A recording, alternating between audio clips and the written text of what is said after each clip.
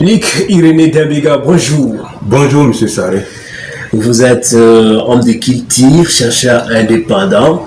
Aujourd'hui, nous allons parler de taux élevé de divorce au Burkina Faso.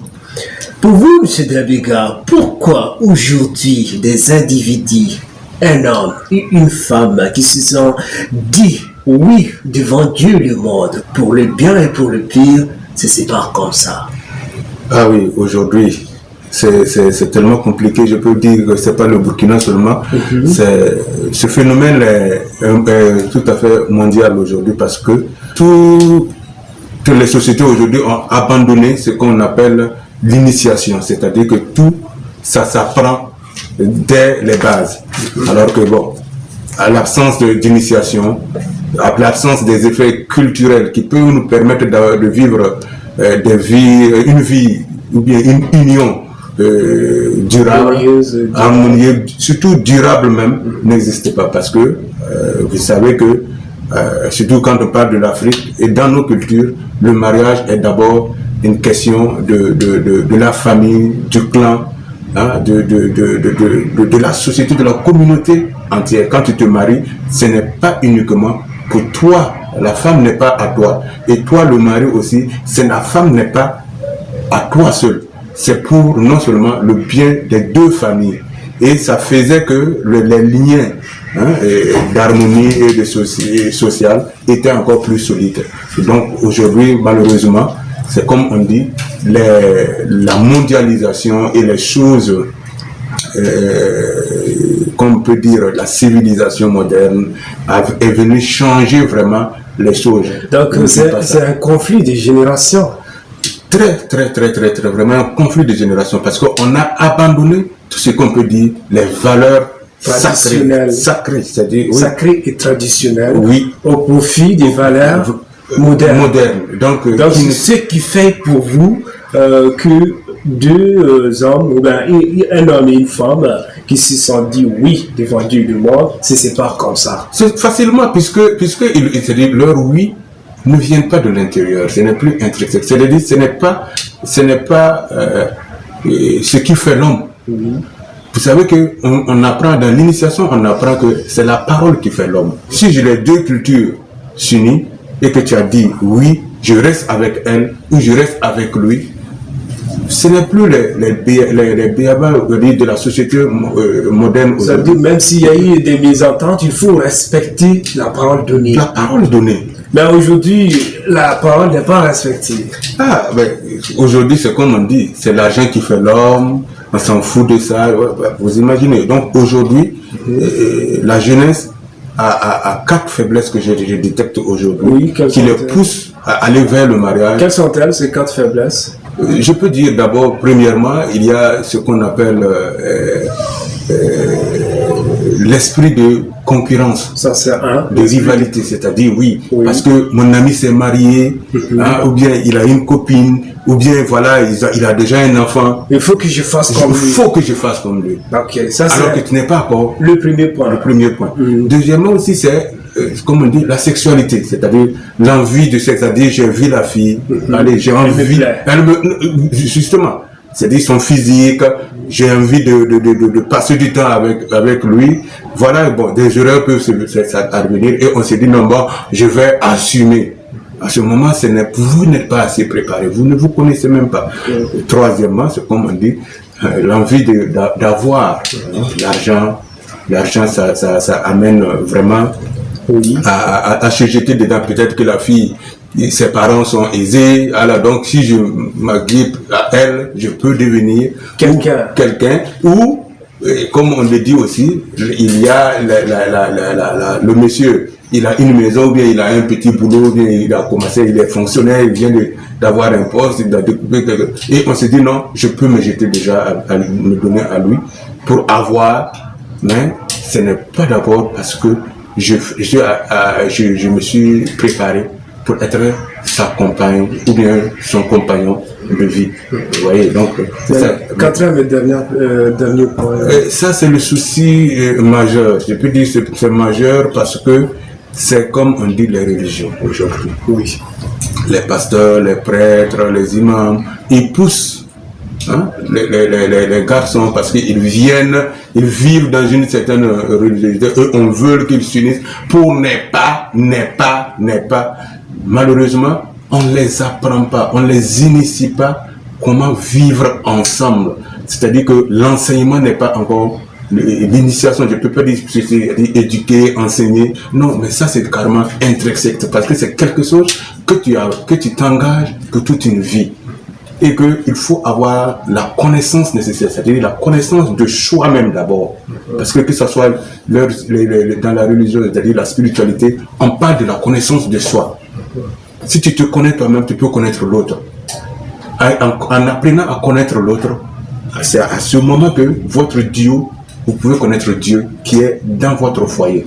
Alors qu'à ce moment, on ne se connaît pas et on peut dire, non, bon, j'ai foi, on peut fonder notre foyer. Sur quoi?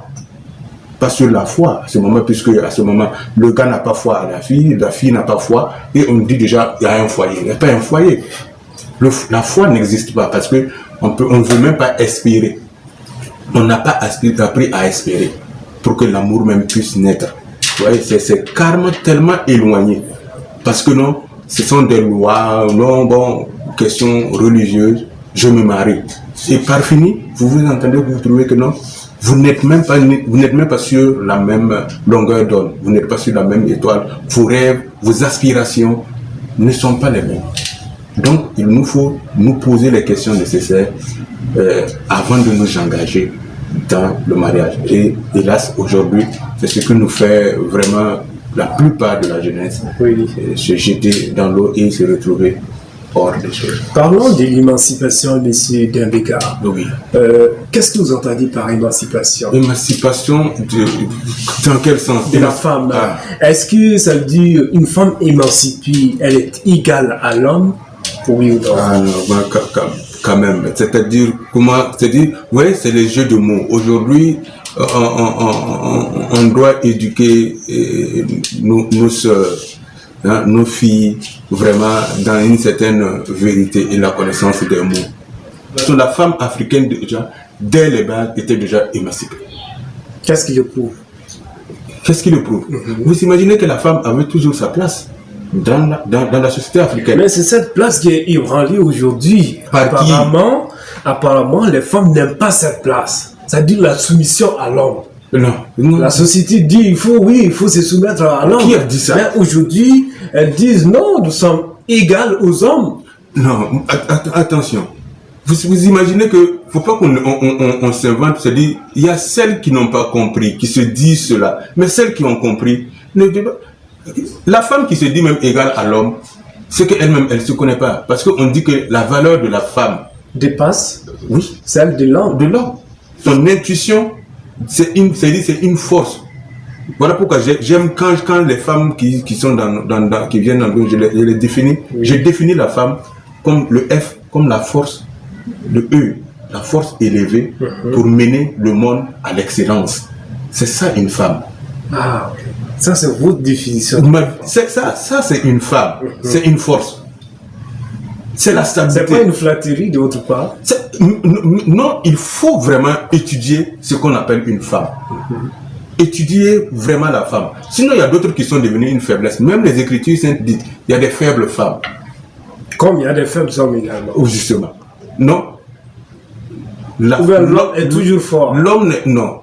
L'homme, vous avez l'homme est appelé à honorer l'honneur d'organiser le monde pour l'amener. Mais malheureusement, on est devenu des horreurs, c'est-à-dire l'horreur, c'est-à-dire toute l'horreur, l'envie de posséder, même de dominer sur la femme. Alors que non, malheureusement, on doit se compléter. Bon, les deux se complètent. Les deux se complètent, mais il faut admettre une chose. Oui, laquelle? Dieu en a dit que dans ses paroles, que l'homme est le chef de la femme, mais la femme est le chef de la naissance. Tous nous sommes nés d'une femme. Exactement, c'est là-bas que les femmes d'aujourd'hui n'admettent pas, M. Dembéga. C'est ça même que beaucoup de femmes d'aujourd'hui n'admettent pas. Elles disent non, nous sommes des humaines avant de devenir femmes à l'homme. Donc, il y a même des femmes aujourd'hui qui dirigent des foyers. Mais Imaginez une ministre très bien payée, qui a sa voiture et tout, et qui son mari n'a pas d'argent. Qui va se soumettre à qui ici? Mais vous imaginez que vous déjà vous parlez de la société moderne. Oui. Voilà, ça c'est une société moderne. Alors que même dans cette société moderne là, vous avez déjà vu un député qui n'est pas marié? Est-ce qu'on admet? Non, c'est possible. Où ça? Vous entendez cela? Oui. C'est-à-dire qu'on regarde d'abord ta vie sociale, c'est-à-dire comment tu gères ton foyer avant de te nommer. Bon, Si on élit non, je parle pas du ministre que vous avez donné comme exemple. Vous imaginez? J'ai vu des ministres non mariés. Sans compagne. Oui, sans compagne.